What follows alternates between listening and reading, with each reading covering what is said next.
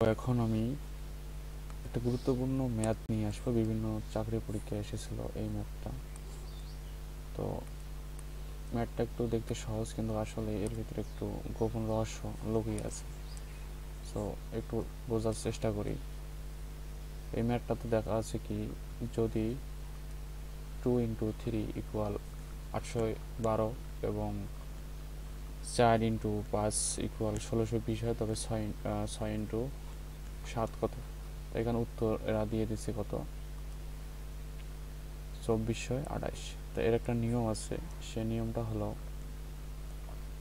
আগত আমরা এটা করার চেষ্টা করি, 2 × 3টা করার চেষ্টা করি। আর 2 × 3টা চেষ্টা করার ক্ষেত্রে যদি আমরা এভাবে লিখি যে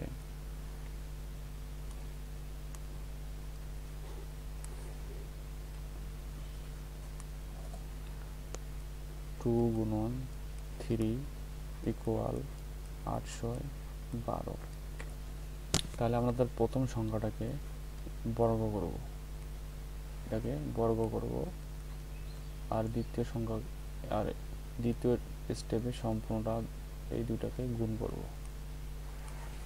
করব, শুধু প্রথমটা বর্গ করব। তার প্রথমটার বর্গ করলে পাই আমরা কত? 4 পাই। আর এই দুটাকে গুণ করলে আমরা পাই 6। এখন এই দুটাকে পাশাপাশি বসাইতে হবে,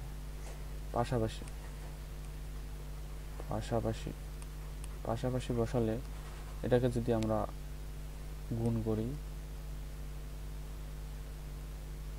2 দিয়ে, তাহলে 4 × 8, 2 দিয়ে গুণন, এটাকেও 2 দিয়ে গুণন করলে কত হয়? 6 × 12। দেখেন এই অনুযায়ী তারা কিন্তু উত্তর দিয়েছে 812। তো একটু এখানে এর ভিতরে একটু গোপন রহস্য লুকিয়ে আছে, এতটুকুই। তার নেক্সট তারপরটা লেখা আছে 4 × 5 = 1620। তো এটাকে করতে গেলে প্রথমটাকে অবশ্যই বর্গ করতে হবে, তাহলে এটা বর্গ করলে পাই কত? 16। আর এই দুটাকে গুণ করলে পাই কত? 20। সরাসরি মিলে গেছে, কিন্তু এটা সরাসরি মিলে দেওয়া, আর এর ভিতরে ফির আবার 2 দ্বারা গুণ করা আছে, এমনকি ভাগও থাকতে পারে। তা সেক্ষেত্রে আমরা যদি 6 × 7টা নিয়ে আসি, তাহলে 6 বর্গ করলে হয় 36। আর এই দুটাকে গুণ করলে হয় 6 × 7 = 42। কিন্তু এখানে মিলতেছে না। এরা কি করছে? এই 2428কে মেলানোর জন্য এখানে প্রতিটাকে কমন নিছে, 6 দ্বারা ভাগ দিছে, কমন দিয়ে 6 দ্বারা ভাগ দিছে, 6 দিয়ে ভাগ দিছে। তো 6 দিয়ে এখানে ভাগ দিয়ে কত আসছে? 6 × 7। তাহলে এখানে পেয়েছি আমরা 6, আর এখানে পাচ্ছি 7। তা এখন কথা হয়েছে যে করার পরে আবার এখানে কি করছে, এখান থেকে পেয়ে গেলাম, একে 4 দ্বারা গুণ করছে, সমান 4 দ্বারা গুণ করছে। তাহলে 4 × 6 কত হয়? 24, আর 4 × 7 = 28। আশা করি আপনারা সিস্টেমটা বুঝতে পারছেন। তাহলে সূত্র হলো, প্রথমে সংখ্যা বর্গ, তারপর গুণ করে পাশাপাশি বসাতে হবে। এটা ছিল একটা ট্রিক্স। আর সেম কোয়ালিটির আরও আমি পেয়েছি, সেটা হলো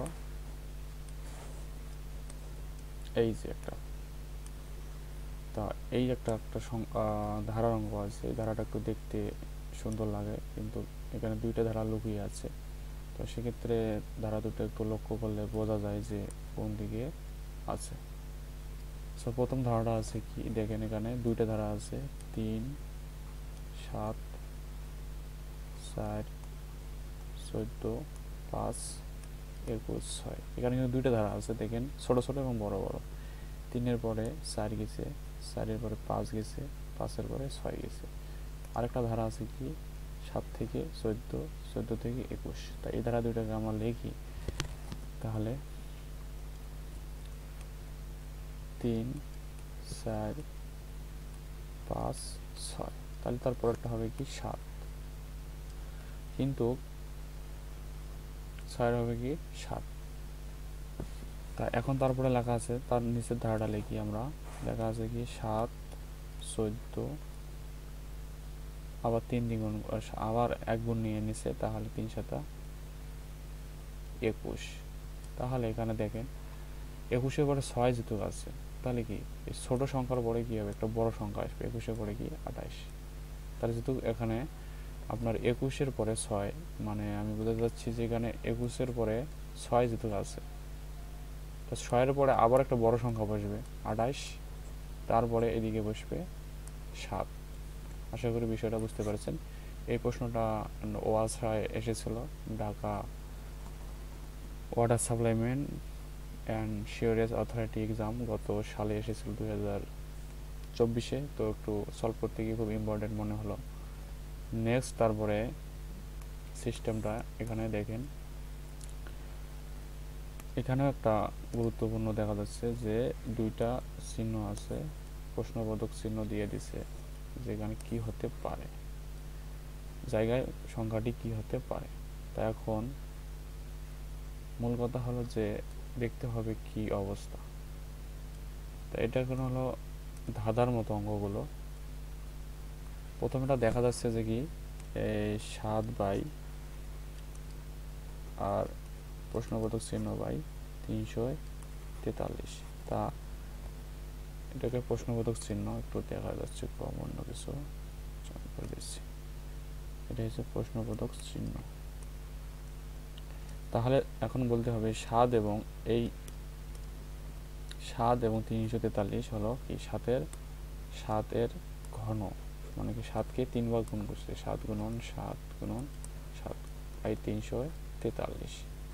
কিন্তু যেহেতু ঘন আসছে, তাহলে এমন কিছু সংখ্যা বসাতে হবে 2টা ভগ্নাংশ ভাগ করলে ইকুয়াল হবে। তাই এখানে যেহেতু ঘন আছে, এখানে বর্গ হয়ে এখানে যেহেতু ঘ নম্বরে উত্তর দিচ্ছে 49, তাহলে 7-এর যেহেতু ঘন আছে, মানে একটা আমাদের ধারার অঙ্ক আছে, প্রথমে 1 গুণ 2 গুণ 3 গুণ, মানে সূচক হিসেবে ব্যবহার করা হয়। 0-এর উপরে স্কোয়ার, 1-এর উপরে n-এর পাওয়ার 0, n-এর পাওয়ার 1, n-এর পাওয়ার 2, n-এর পাওয়ার কিউব। তা সেক্ষেত্রে এই অঙ্কটার সূত্র ধারা ব্যবহার করা হয়েছে। তাহলে এখন যদি 7 কোনো 14 বসাই, এখানে 7-এর বর্গ যদি নেই, তাহলে কত হয় 7 সাতা 49 ইকুয়াল, আবার 7 সাতা 49 বসালে হয় 343। তো এখন এটাকে আমরা যদি কাটাকাটি করি, 7 দিয়ে এটা কাটলে 7, উপরে থাকে 1, 49 দিয়ে এখানে কাটলে 1, 49 দিয়ে এটা কাটলে 7।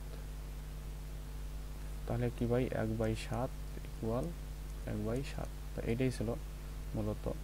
তো এখান থেকে বিষয়টা বোঝা গেল যে 49 হবে, এই কারণেই বর্গ গুণ করার পরেই ঘনকের গুণ আসে।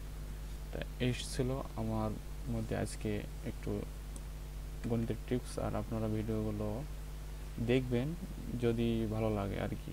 আর যেহেতু ফার্স্ট টাইম ভিডিও ক্রিয়েটিং করা শুরু করে দিচ্ছি পড়াশোনার পাশাপাশি, আশা করি সাথে থাকবেন। অনেক অনেক ধন্যবাদ।